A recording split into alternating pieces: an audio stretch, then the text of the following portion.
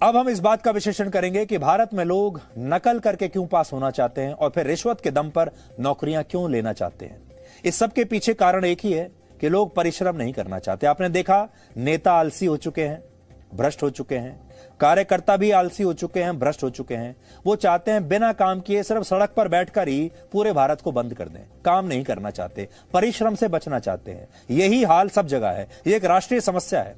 आज हम ये सवाल उठाएंगे, हमारे देश के लोग नकल करने के बजाय परीक्षाओं में परिश्रम क्यों नहीं करना चाहते, पढ़ते क्यों नहीं है और क्यों अब नकल और धोखेबाजी एक राष्ट्रीय समस्या बनती जा रही है।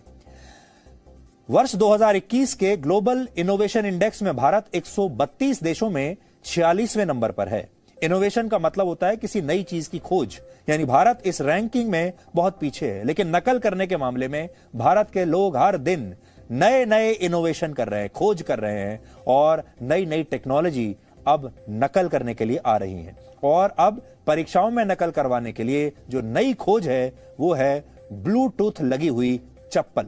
आपने देखा होगा, अभी तक तो आपके मोबाइल फोन में या आपके लैपटॉप में या आप जो भी डिवाइस यूज करते होंगे उसमें ब्लूटूथ होता है, लेकिन अब एक चप्पल आई है जिसमें ब्लूटूथ लगा हुआ है। भारत में इस नकल वाली चप्पल के आविष्कार का पता तब चला जब कल Rajasthan eligibility examination for teachers यानी रीट REET की परीक्षा का आयोजन हुआ। यानी राजस्थान में स्कूल टीचर्स की भर्ती के लिए परीक्षा हो रही थी। अगर साधारण भाषा में कहें, ये सारे लोग स्कूलों में अध्यापक बनना चाहते थे और उसकी परीक्षा हो रही थी। और इसी दौरान अजमेर के एक परीक्षा केंद्र में एक उम्मीदवार एक ऐसी ब्लूटूथ लगी हुई चप्पल पहनकर आया परीक्षा देने के लिए, और इस चप्पल के सोल में एक सिम कार्ड समेत पूरा के पूरा मोबाइल फोन फिट कर दिया गया था। देखिए, हमारे देश के लोगों का दिमाग देखिए आप कहां तक पहुंचता है।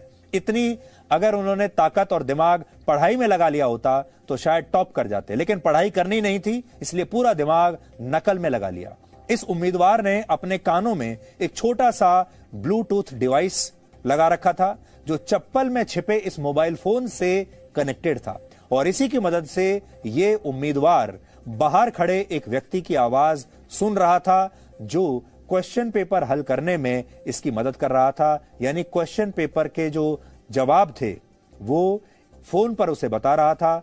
चप्पल में ब्लूटूथ लगाकर फोन चिप 8 400 400 400। जी हाँ, याद कर लीजिए व्हाट्सएप नंबर, क्योंकि अब मैथ का सवाल हो या फिजिक्स, केमिस्ट्री, बायोलॉजी का, आपके हर डाउट हर क्वेश्चन का मिलेगा तुरंत वीडियो सोल्यूशन, वो भी डायरेक्ट आपके व्हाट्सएप पर। बस अपने व्हाट्सएप में .NET का 8 400 400 400 नंबर सेव कर लीजिए और चैट ओपन कीजिए।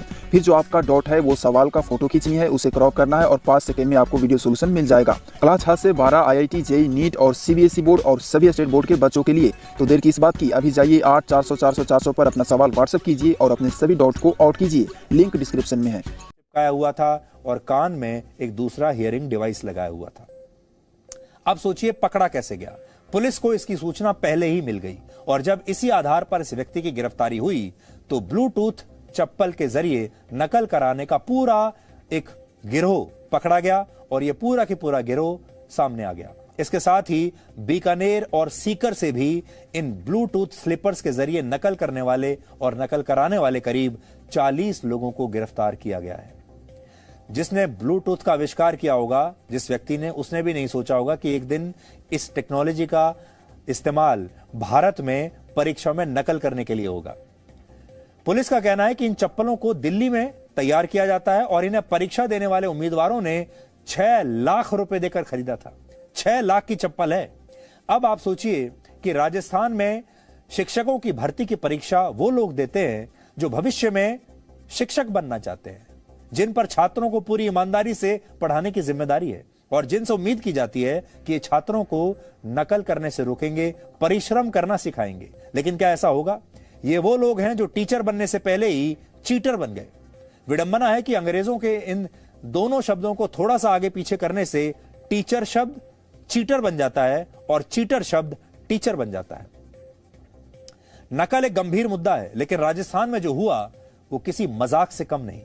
और ये उन सारे छात्रों के साथ मजाक है, उन सारे छात्रों के मां बाप के साथ मजाक है जो पूरी मेहनत के साथ, निष्ठा के साथ पढ़ाई करके पूरे साल इम्तिहान देते हैं। पुलिस के मुताबिक इस चप्पल का आविष्कार करने वाला व्यक्ति बीकानेर में एक कोचिंग सेंटर का मालिक है और इन चप्पलों की सप्लाई और मार्केटिंग करने वालों में पुलिस का एक सब इंस्पेक्टर भी शामिल है जो फिलहाल निलंबित है। यानी एक टीचर नकल कराने वाले उपकरणों का आविष्कार करने में शामिल हो गया, एक पुलिस इंस्पेक्टर जिसकी ड्यूटी थी इसे रोकने की, वो इसे रोकने की बजाय इन उपकरणों की मार्केटिंग में लग गया और इसके उपभोक्ता वो लोग बन गए जो खुद भविष्य में टीचर बनना चाहते थे।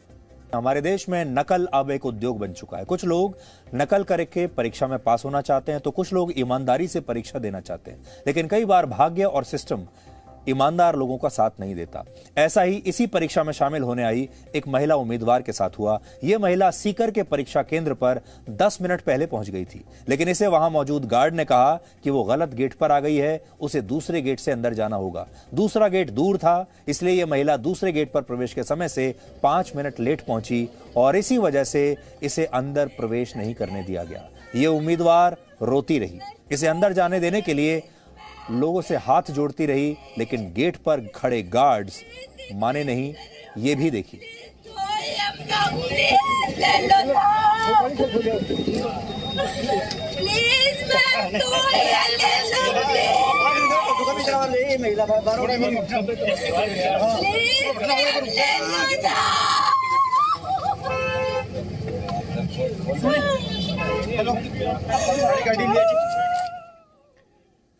ये एक महिला उम्मीदवार है, इसने नकल नहीं की, ये चीटिंग नहीं करना चाहती, समय से पहुंची थी, एक गलतफहमी हो गई, गलत गेट पर चली गई। और सोचिए हमारे देश में ईमानदार उम्मीदवारों के साथ जो पूरे साल पढ़ाई करते हैं, ईमानदारी से परीक्षा में बैठना चाहते हैं, उनके साथ क्या होता है। और हमारे ही देश में कैसे पूरा की पूरा सिस्टम ऐसे कामचोर छात्रों को नकल करवाकर पास कराने में लगा रहता है और फिर यही छात्र आगे चलकर अध्यापक बन जाएंगे और फिर अध्यापक बनने के बाद अपने छात्रों को भी अपने जैसा ही बनाएंगे। आज इस लड़की के लिए हमारे मन में बहुत दुख है, बहुत खेद है और हम चाहते हैं कि राजस्थान के मुख्यमंत्री, राजस्थान की सरकार और जो लोग भी इसके लिए जिम्मेदार हैं वो इस उम्मीदवार के बारे में जरूर सोचें।